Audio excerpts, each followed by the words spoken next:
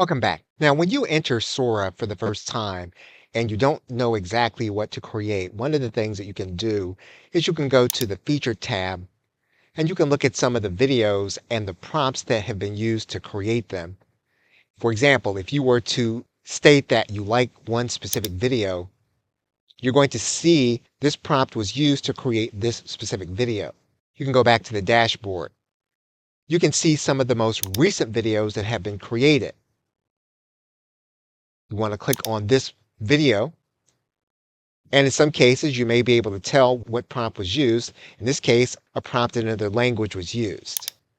You can continue to click on certain elements to determine how some of the videos are created so that you can determine how you want to create your own. We're going to start the process by writing in a query. It's probably not the way we want the video to appear, so we're going to click on top of this video. And what we're going to do is we're going to remix the video. And what we're going to do is we're going to change the video.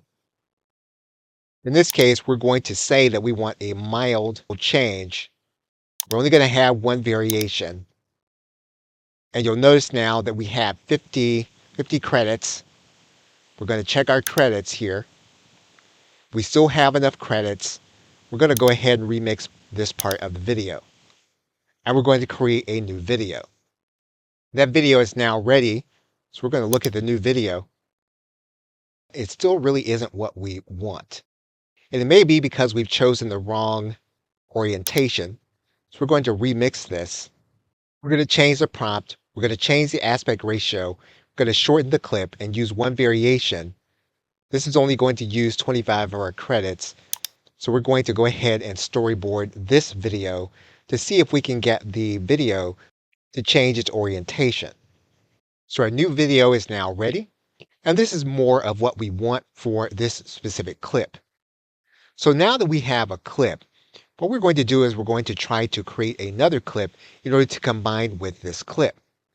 So we're going to angle out of this specific element. And we're now going to create another clip. We're going to create it in widescreen and landscape. And we're now going to create this new clip. And we're going to create a new landscape clip. So we now have our new element. And we do have, now we have our next image. So now what we want to do is we want to combine these two images. So what we want to do is we want to come into this element. And what we want to do is we want to blend this with a video that we have already created from our library. So we want to choose from our library. And we want to choose the landscape image that we created. So we're going to use the transition blend.